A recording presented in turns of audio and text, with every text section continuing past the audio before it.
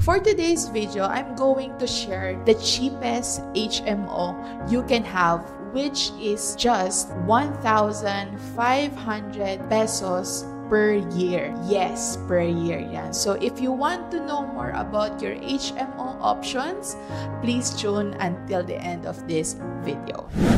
Hey guys! Welcome back to another video. I am Gwen Salmorin, the Millennial Breadwinner, and I empower breadwinners to become generational wealth builders. So if this is your first time watching my video, don't forget to like and subscribe para ma-notify din kayo in my next videos, and also join my Facebook group, Generational Wealth Builders, para maka-join din kayo sa mga conversation, and also if you have more questions on how to build your wealth, ma-answer din natin doon. So, for disclaimer lang, no? So, in the Philippines kasi, no, if you are an insurance advisor, you are just allowed by law to be affiliated with one company. And in my case, since I am affiliated with AIA Philippines for life and health insurance, ang kapartner namin with HMO is Medicard, which AIA recently bought last year. I will be sharing, no, ano ba yung mga cheapest HMO options nyo with Medicard that starts from 1,500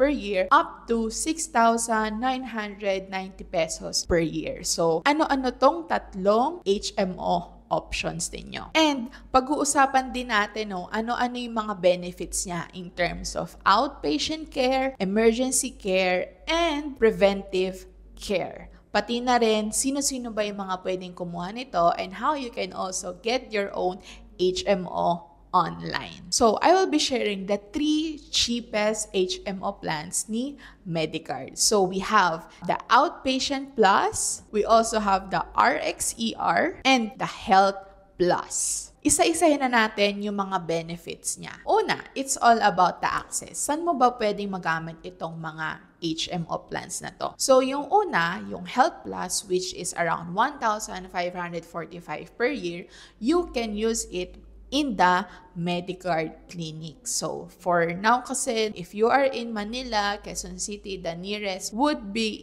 in Centris. Meron din tayo sa BGC. If gusto nyo pang malaman ano-ano yung mga places, so I will be linking down below ano-ano yung mga clinics na available ni Medicard. Yung pangalawa naman natin is RxER. Same din ito. Ma-avail mo ito sa mga freestanding clinics lang din ni Medicard.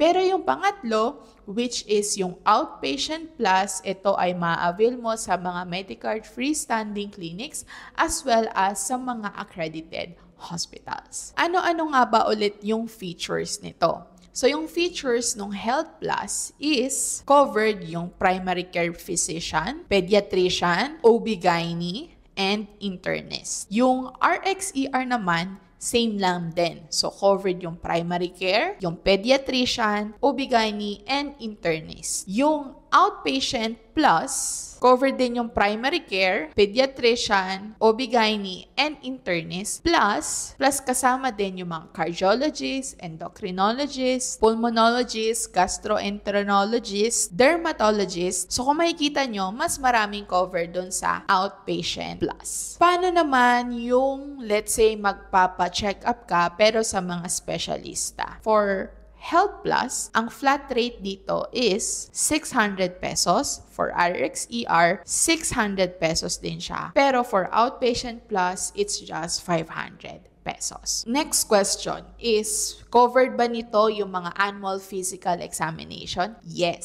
So, yung Health Plus, pwede mong gawin ito sa mga Medicard freestanding clinics natin, pati yung sa RxER. Yung Outpatient, pwede mo itong gawin sa Medicard freestanding clinics as well as sa ating mga Medicard accredited hospitals. Now, ang tanong is, kailangan ko bang magpa-medical para ma-apply itong mga HMO na to? So, for these 3, Health Plus, RxER, and Outpatient plans, no need na magpa-medical. Next question, sino-sino bang makaka-avail nito? So, yung Health Plus natin is wala siyang age limit as well as yung RxER. Pero yung ating Outpatient Plus, it's from 0 until age 65 lang. What if magpapalaboratory ka naman? So, in this case, is for Health Plus, meron siyang 20% discount. RxER, it's 30% discount. And for Outpatient Plus, it's 30% discount. Now, for dental benefits. For dental benefits, for Health Plus, pwede tayo magpabunot once a year. And meron din itong X-ray coverage. For RxER naman, meron ding bunot once a year, X-ray coverage, free consultation, tsaka may discount din tayo, other dental procedures of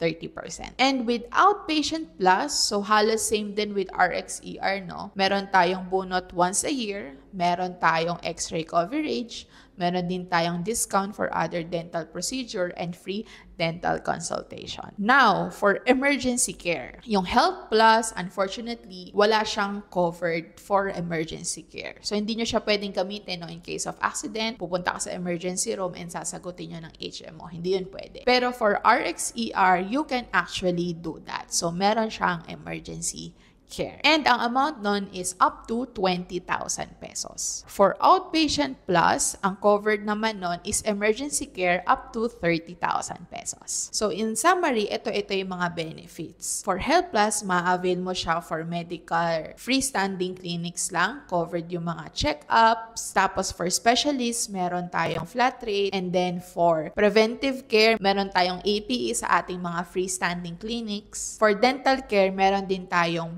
not once a year. Pero wala tayong emergency care. With all of these benefits, yung Health Plus is for only 1,545 pesos per year. Yung isa naman is RxER, so it's the same benefits with Health Plus, pero this one, meron siyang emergency care and mas mataas yung ating mga discounts. And with all of those benefits for RxER, it is just only 2,378 pesos per year. And then, last but not the least, yung Outpatient Plus. So, with all of those benefits with RxER, pwede mo pa siyang i-avail sa mga Medicard accredited providers na hospitals natin. Mas marami din siyang covered in terms of saan tayo pwede magpa-check up for outpatient. Ang ating emergency care is 30,000 pesos. So, mas malaki din yung discount natin sa mga labs natin na pwede natin gawin sa mga Medicard freestanding clinic,